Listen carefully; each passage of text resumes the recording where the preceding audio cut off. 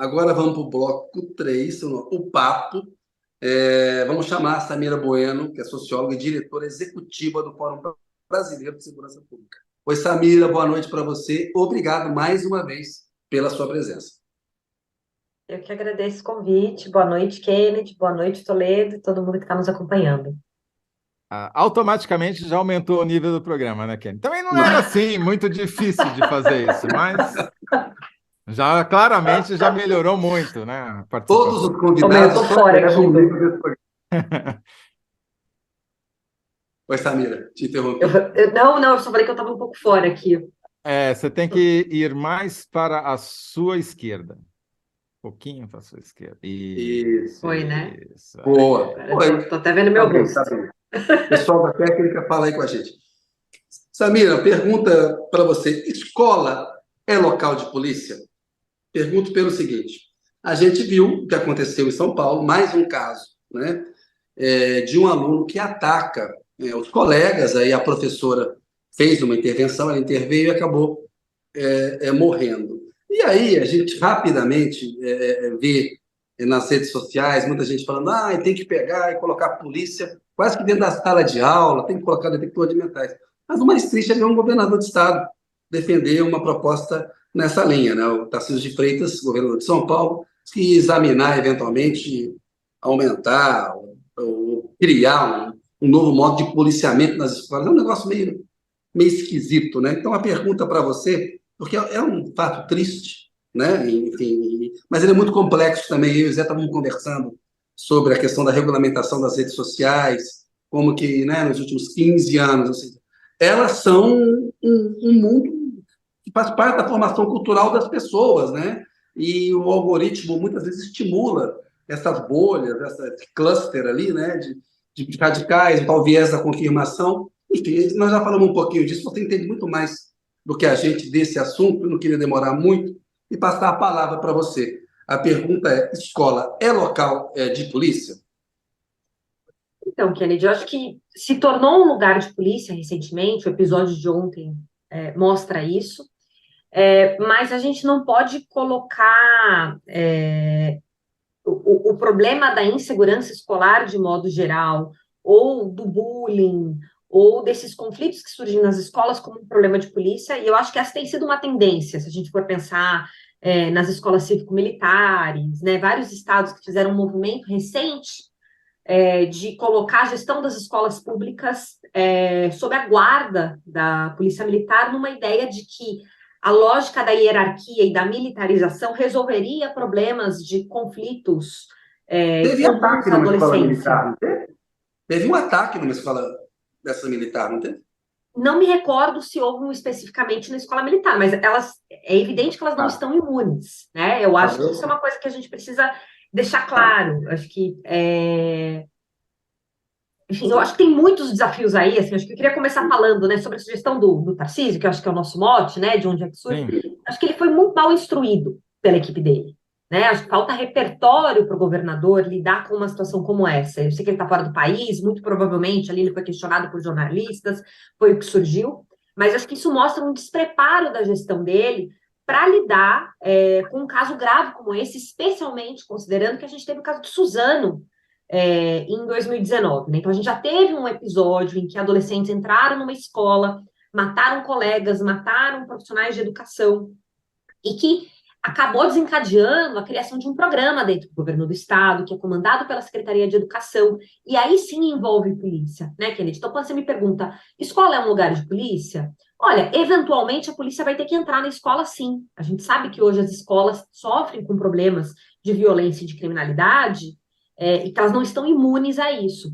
Mas não é um lugar que prioritariamente vai ter atuação da polícia. Então, veja, se a gente for pensar, se tivesse um policial militar na porta da escola, numa situação como ontem, teria mudado o desfecho do que aconteceu? Esse garoto teria deixado de atacar a professora? Dificilmente.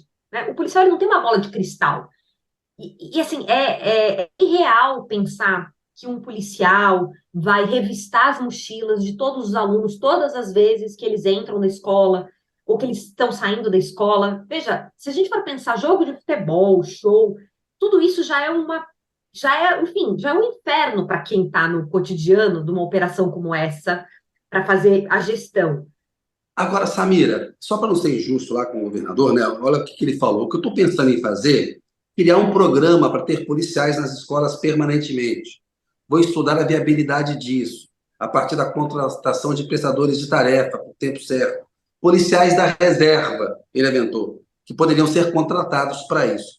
Por que ele foi mal orientado e esse tipo de, de, de, de estudo que ele pretende fazer não resolve o problema? Bom, vamos começar do começo. Existia um boletim de ocorrência que foi registrado por profissionais da outra escola em que ele estudava, numa delegacia, né, na região de Taboão, em que já indicava que o menino estava ameaçando colegas, que ele dizia que ia fazer um ataque, ele postava fotos com armas e compartilhava com os colegas. A polícia já sabia, há um mês, do risco desse garoto cometer um ataque.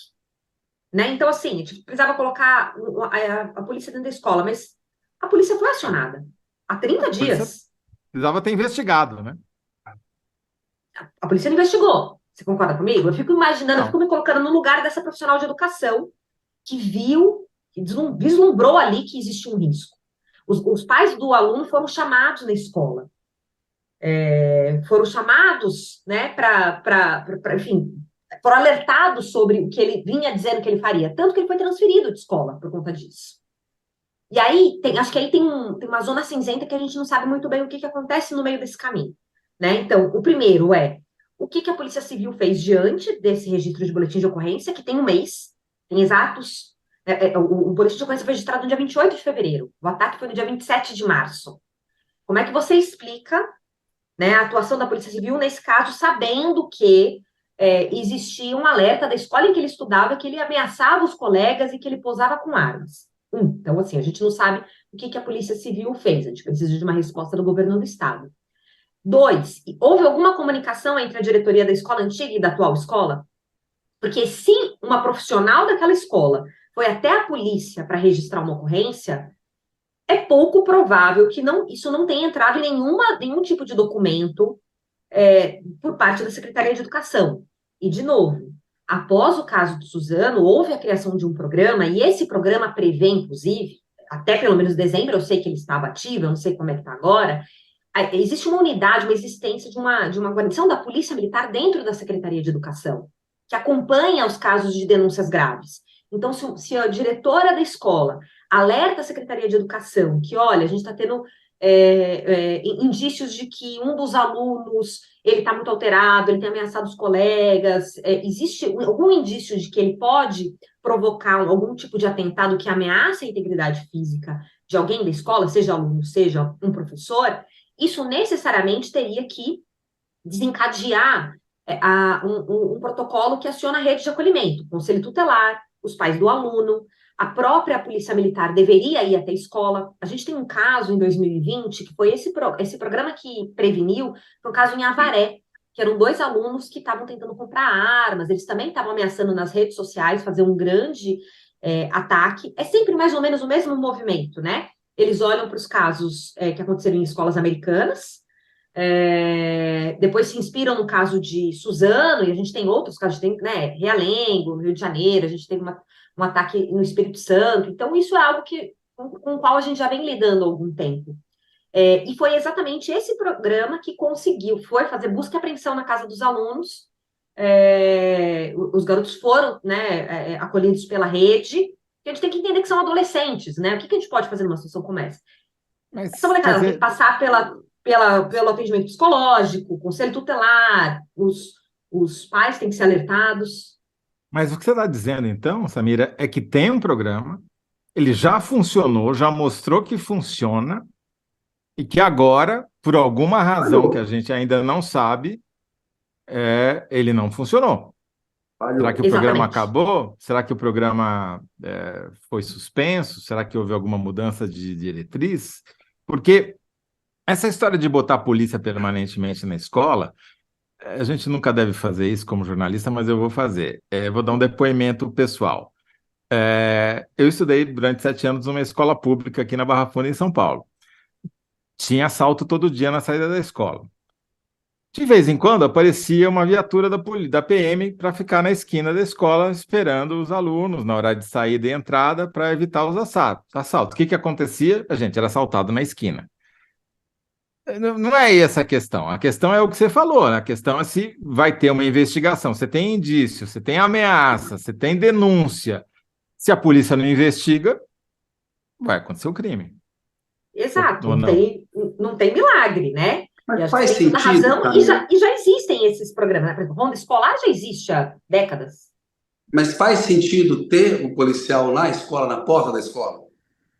É Eu bom acho que isso? Ele não é, nesse caso, não é nem na porta, ele quer um dentro da escola, né? É um passo além, né? Literalmente. depende do que você espera da função desse policial. Se esse policial está ali para proteger a comunidade escolar de eventuais crimes e violências que podem acontecer no entorno da escola, faz todo sentido. Mas colocar um policial para resolver conflitos que acontecem intramuros, dentro da escola, quem resolve os problemas dentro da escola é a diretora, são os professores, os pedagogos, a comunidade escolar, que vai acionar a polícia caso ocorra um crime. Mas você percebe que isso é um evento relativamente raro dentro da rotina de uma escola?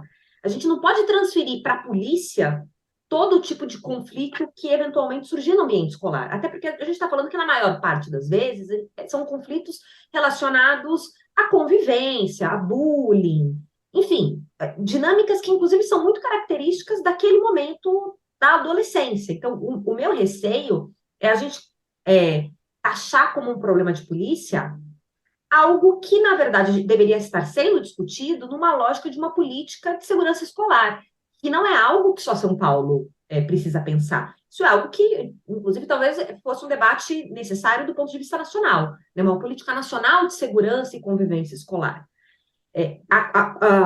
O programa Conviva, que é esse que existe em São Paulo, que foi criado após o episódio de Suzano, tem protocolos específicos para cada situação. Se houve um roubo, se houve um furto, se alguém foi pego com drogas dentro da escola, se alguém entrou armado, se alguém entrou com arma branca, se houve uma tentativa de homicídio, se houve bullying. Você percebe que, em tese, todos esses protocolos, eles já existem. E, de novo, repito, a polícia foi acionada. A gente não está falando de um caso que não tinha como a polícia impedir. Há um mês, a Polícia Civil tinha sido alertada por uma profissional de educação que esse garoto estava promovendo ameaças. A escola fez o que ela tinha que fazer, ela A cumpriu o escola... protocolo. Então, colocar agora na conta de um policial militar dentro da escola, como se ele... Entendeu? Eu acho, inclusive, que é muito cruel. Além do que, eu não acho que a gente tenha que transformar em problema de polícia qualquer tipo de problemas de relacionamento que existam. Eu sou muito temerária, eu sou muito desconfiada dessa ideia de colocar polícia dentro da escola. Eu acho que polícia, ela vai para a escola numa lógica de aproximação com a comunidade. Existem as rondas escolares, como o Toledo falou, tanto a Guarda Municipal quanto a Polícia Militar tem rondas escolares, mas não dá para a gente achar que a gente vai prevenir. Eu acho que a lógica da polícia na porta, ou como um ator que vai ficar permanentemente dentro da escola, é a mesma dos colégios americanos, que montam essas salas, né? Existe agora uma proposta de colocar uma sala, que é a prova de bala, ou para você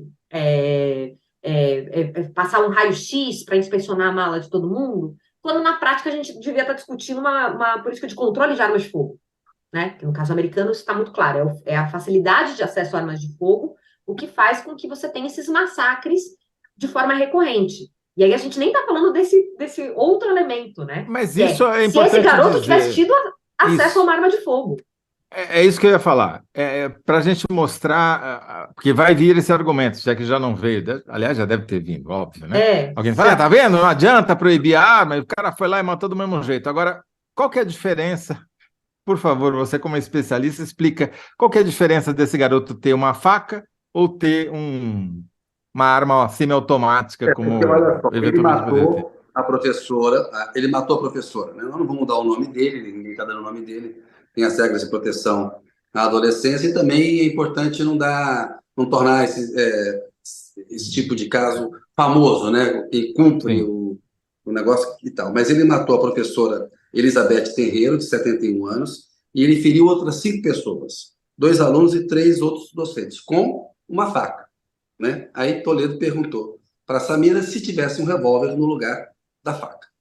Porque quem desarmou ele foi uma professora, Uma professora. heróica, né? Uma heroína que conseguiu dar um mata-leão e tirar a faca da mão dele. Se ele tivesse com uma arma, será que ela teria essa chance? Possivelmente não. A gente está falando que aumenta muito a letalidade, né, de quem tem uma arma de fogo. Então, para quem chegou a ver as imagens, bom, é óbvio, né? Com uma faca, ele teve uma dificuldade maior de agredir as pessoas e ainda assim ele matou uma professora e fez várias outras vítimas que tiveram que ser hospitalizadas. Se ele tivesse uma arma, bom, a gente está falando se ele tivesse uma pistola, ele teria ali 6 cartuchos, provavelmente, então seria provavelmente no mínimo 6 mortos, se ele tivesse a pontaria necessária. E se ele tivesse uma semiautomática ou uma arma pesada, como o Toledo citou, que é o caso americano, né? Nos Estados Unidos é fácil você conseguir esse tipo de armamento, você podia ter dezenas de pessoas mortas, né? Então, acho que uma política responsável de controle de armas promove justamente isso. Tanto que hoje saiu uma matéria, não sei se foi na Folha, se foi no UOL, mas estava no portal do UOL que falava justamente que ele tentou conseguir arma de fogo, mas ele não conseguiu, né? Que foi difícil ele conseguir, e por isso ele resolveu fazer o ataque com a faca. Então, assim, o poder de fogo seria muito maior, o poder de letalidade muito maior.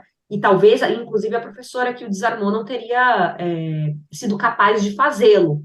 Então, eu acho que a lógica da política de armas é a mesma da polícia dentro da escola. Polícia é um ator importante, precisamos de polícias sérias, comprometidas e fortes. Mas não dá para a gente transformar qualquer tipo de problema em problema de polícia. Especialmente, de novo, repito, a Polícia Civil já sabia.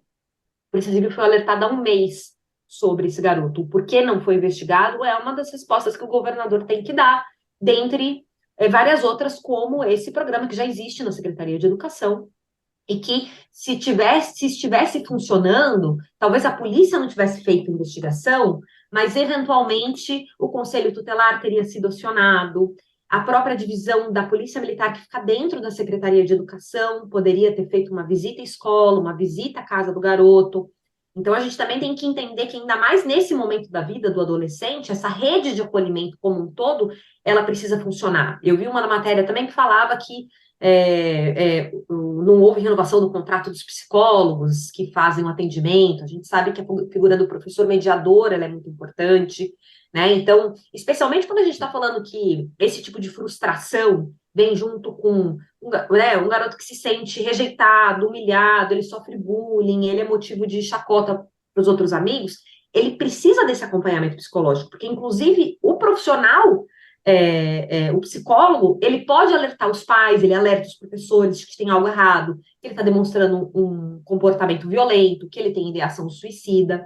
Então, tudo isso poderia... Veja, nós falhamos em diferentes áreas com esse jovem. O resultado foi essa professora que, enfim, que já era aposentada, e ainda mais trágico quando a gente escuta a história dela, né? Era uma senhora de mais de 70 anos que já estava aposentada do Instituto Adolfo Lutz e foi dar aula por vocação, porque ela entendia que ela precisava devolver para a sociedade um pouco do que ela teve como uma pesquisadora da área de ciências. Então, causa um desconforto enorme perceber que a gente, né, que todas as políticas públicas que poderiam ter feito um amparo e evitado uma catástrofe como essa, falharam.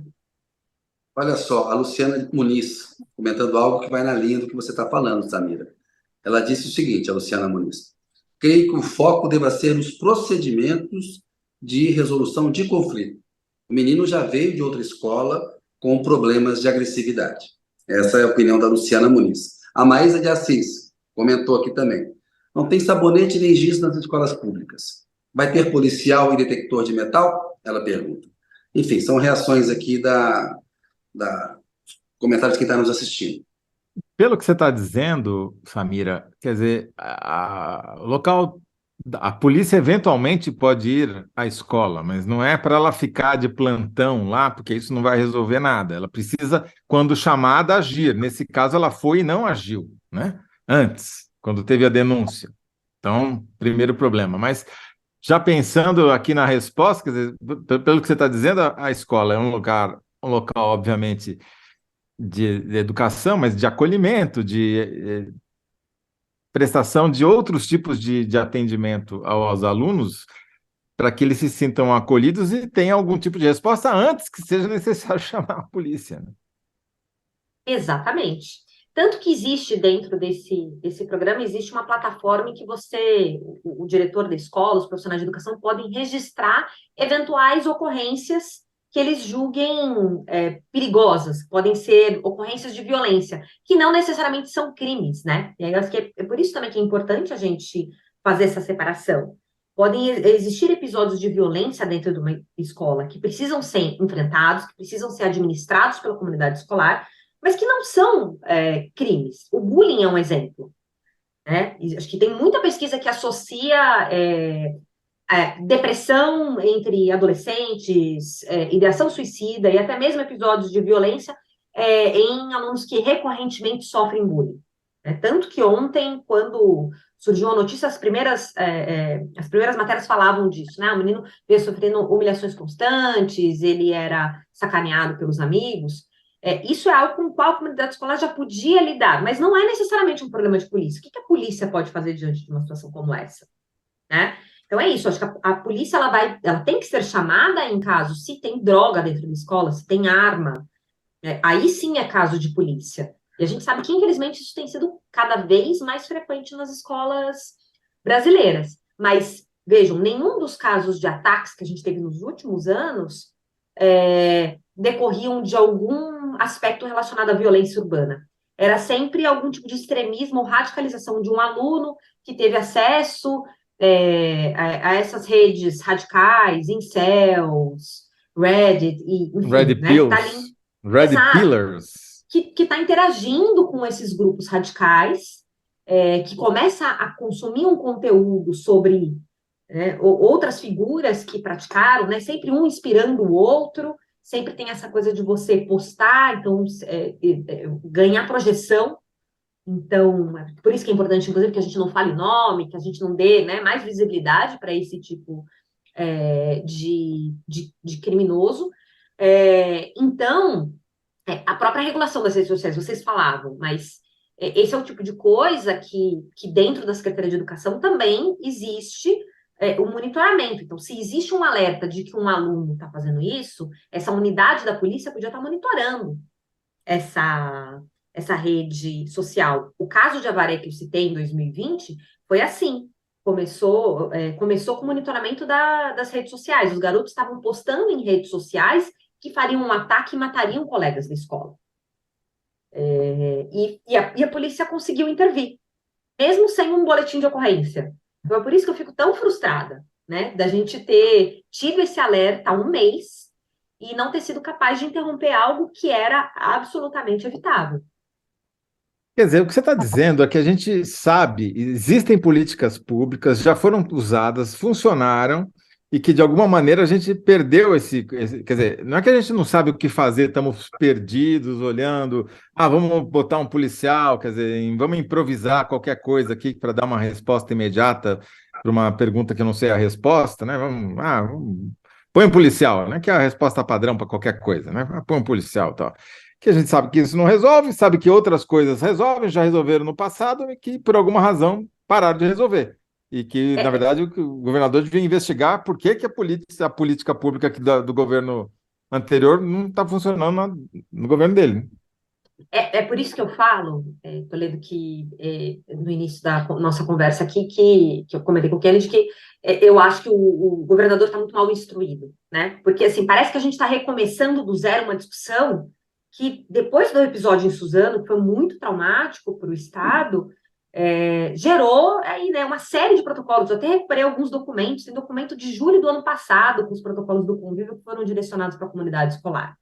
Né? Então, era algo que estava ativo, que estava sendo informado para subsecretarias, para as unidades de ensino. Então, acho que não dá para a gente zerar essa discussão toda vez que algo acontece, né? Já existe um acúmulo, já tem política pública que se mostrou eficaz. Por que a gente vai ignorar que tudo isso aconteceu? Pouco importa quem fez, pouco importa quem era o governador na época. O importante é que está se estava protegendo a comunidade escolar, é o tipo de programa que tem continuidade. E tem uma outra alerta que eu acho que é importante a gente fazer. Não é à toa que esse ataque aconteceu agora, né? Março foi também o mês em que houve o ataque em Suzano. Então, eu acho que também está muito claro que existem padrões que vão se repetindo, né? É a mesma coisa dos ataques nos Estados Unidos, que muitos são homenagens, né? Ao caso mais famoso dos anos 90, e que tentam reproduzir. O garoto, ele se inspirou muito no episódio de Suzano. Então, as máscaras que ele utilizava, o nome que ele usava no perfil social da rede dele, tudo era uma homenagem. Então, ele planejou para que esse ataque acontecesse em março, porque era também o mês em que aconteceu o ataque de Suzano. Então, veja, se esses padrões eles se repetem, é algo com o qual a gente também precisa ficar mais alerta. Tem uma pauta aí, né? Não, é tão óbvio. É como está o Conviva. Há quantas anda o programa Conviva? O que aconteceu Sem com dúvida. ele? E por que nesse caso houve uma falha da polícia? Nesse caso, não adiantou chamar a polícia, né? Exatamente. E é incrível, né? Porque, como você disse, Samira, a gente volta a estaca zero como se nada tivesse sido feito, ou diagnosticado, ou estudado, ou implementado, como se tivesse todo mundo parado. Isso, a meu ver, você chamou de má instrução do governador, isso é um desconhecimento, não vou dizer criminoso, mas é um desconhecimento que pega, não é que pega mal, é muito ruim para quem é governado, né? Se o governante desconhece as políticas públicas cruciais e desconhece os momentos mais perigosos, né? Que é como se a gente estivesse entrando na época de furacão nos Estados Unidos, né? Essa é o começo, volta às aulas, quando já teve outros massacres e vão tentar mimetizar, fazer repetir. Né, tem que estar todo mundo ali na ponta dos pés esperando para agir, né? E, no entanto, você vai, formaliza. A professora fez tudo o que tinha que fazer, né? Ela foi 100% correta, foi até além, e o Estado não deu a resposta que deveria. A professora é uma heroína, e o exemplo dela, de aos 71 anos, está lá na sala, que a Samira falou, querendo devolver para a comunidade, né, o que ela tinha recebido, enfim. Torna ainda mais triste a história, né? E ela merece todas as homenagens que possam ser feitas no episódio dessa maneira. O Zé, temos que fazer a síntese com a Samira. Só deixa eu fazer um comentário, Kennedy, porque acho que são três mulheres incríveis, né? Se a gente está em março fazendo esse debate, foram 3 mulheres incríveis. A profissional de ensino da outra escola que fez o BO tentou alertar a polícia sobre o que estava acontecendo. A professora que perdeu a vítima nesse ataque, e com toda a história que ela tinha, e a professora que imobilizou o garoto e conseguiu prevenir, né, que outras vidas fossem ceifadas, porque, né, a chance dele ter matado outros alunos, outros colegas, era grande. Então, a gente teve 3 mulheres que foram cruciais para evitar que fosse uma tragédia ainda maior. É isso. É verdade. Vamos e as mulheres, e havia ali também uma coisa de ódio às mulheres, né? O discurso dele é um discurso que foi nesses Red Pills aí, é um discurso de ódio às mulheres, né? Sempre. A pergunta era qual que era, Kennedy, se o local de polícia é a escola, mas na verdade a pergunta foi eu que formulei e agora já estou arrependido, porque ela é um pouco simplista. Depende, mas a resposta que da Samira foi essa, depende, né? Mas deveria, nesse caso, deveria ter sido, mas não foi. Mas não significa que deva ser em todas, né? O tempo todo, né? Exato. Na maior parte das vezes não deveria ser. A maior parte dos conflitos não deveriam depender de polícia. Mas quando é chamada, deveria ir, né? Mas quando é chamada, deveria ir, exatamente. Polícia para quem precisa. Exatamente. Né? É isso aí. Muito obrigado, Samira. Falei que ia melhorar o nível do programa. Valeu, Samira. Eu tentei dissuadir o Toledo. Eu falei, Toledo, chama alguém da área de educação para falar. E ele, não, vamos falar de segurança. Não, infelizmente, nesse caso, é um problema de segurança, como você mesmo demonstrou, né? Quer dizer, a educação funcionou, a professora denunciou, os protocolos da escola foram, de alguma maneira, cumpridos. Quem não cumpriu o protocolo foi o pessoal da segurança. E você falou bem sobre educação também. Obrigado, viu, Samira? Boa Tchau, noite para gente. você. Obrigada, viu? Boa Obrigado. noite.